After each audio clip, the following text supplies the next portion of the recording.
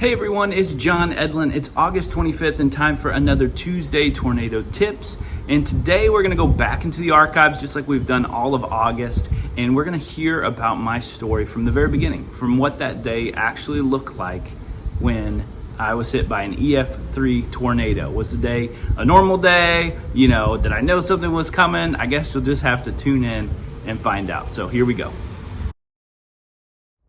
It was a typical spring day in Nashville, Tennessee. My little family and I of four were getting ready to go to Home Depot. And my kids love Home Depot. They love Home Depot because of the lollipops. These aren't any ordinary lollipops. These are the gourmet lollipops. And here's a picture of them around that time, 5 and 7, my daughter and my son. And they are very proud about their gourmet lollipops. My daughter has the cotton candy one, and my son has the orange creamsicle, which was my personal favorite as well. And they got these lollipops because if they were good at Home Depot throughout the whole duration of shopping, they would get a lollipop at the very end. And so it was a very exciting day. It was a Sunday, a beautiful spring day. It was actually March 1st, 2020.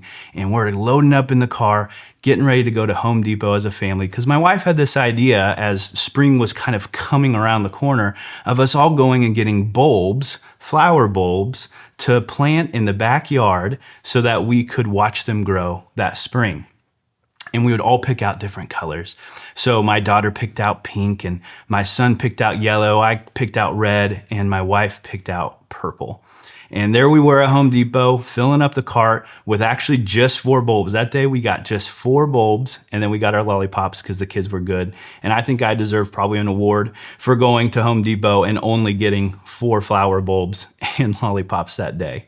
But we got back home and we got to the backyard and we started to dig our holes for our bulbs. And apparently this was a really big deal because my wife took a ton of pictures. As you can see here, we got pictures of us watering the bulbs, and you can see the house in the background, and even the family dog was enjoying that Sunday afternoon where we felt like spring was coming.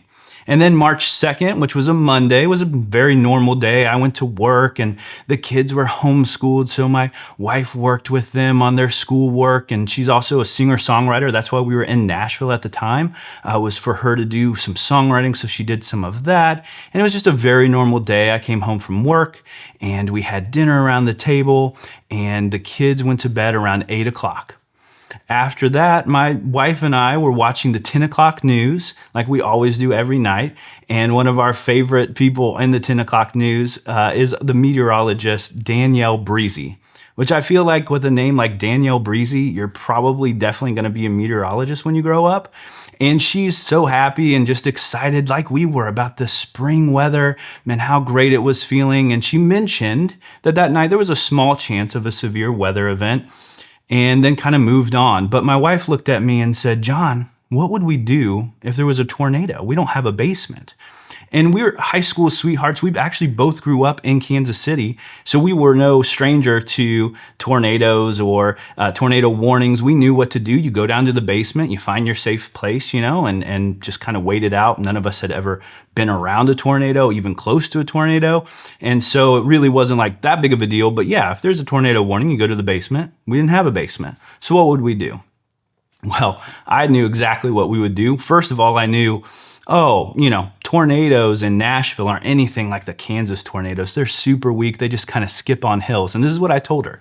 I leaned into her. I said, "Babe, don't worry. Nashville tornadoes are weak. We live in a valley. They would just skip right over us if one came." Famous almost last words, right? Because just 3 hours later at 1 a.m., I get a notification on my phone that says, "Tornado warning, seek shelter immediately."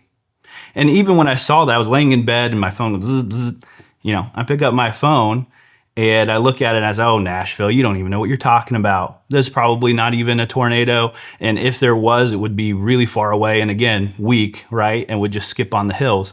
There was no lightning. There was no thunder. There was no wind. But something told me to go ahead and get up and just check the weather and see what's happening. So I turned on the weather and there was Danielle Breezy again, but not in a good mood, like at all. She was freaking out because there was a tornado on the ground in downtown Nashville in East Nashville particularly, and we were 10 miles east of East Nashville. So yeah, I mean, obviously I didn't know I was going to be hit by a tornado that night. I didn't know that we were planting flowers and those flowers would bloom somewhere else because our house would be completely destroyed by a tornado just a couple days after that. And we just don't know what's going to happen in our lives. And so my goal and my passion is to help you feel more prepared. Feel more prepared for the things that you can be prepared for. Now, there are things in life you can't prepare for, but a tornado is not one of those things. A tornado is something you can prepare for and something I wish I would have been more prepared for. I think it would have helped my family. I think it would have helped my neighbors, and I want that for you. So I know it's in August, and there's not a ton of tornadoes out, and we're thinking probably for more like in February and March and April for most of the Tornado Alley people. But I want you to consider getting a pre-packed bag or packing your own Tornado Go bag so that you're ready when the tornado season comes around. Because by the time it comes, you're not going to be like, oh, wait, tornado, I know what I'm supposed to do. I'm going to pack this bag. Now, you need to have it prepared ahead of time and ready to go because it will feel like a normal day. And then all of a sudden, your life can change in an instant. And I want you to be prepared for that as best you can. Thanks for listening this August and September. We're going to have a lot more things. I've done a lot more research and have a lot of new things to bring to you. So we won't just be going back to the archives the whole month of September like we did for August. But hey, it's been a fun summer. It's been nice to be out in the park and just go back and relive some of those days when I was in the nice, cool studio just sharing my story. So hopefully you've enjoyed that. And look out for new things to come in September. Next week is September 1st, so we'll kick it off then. See you then.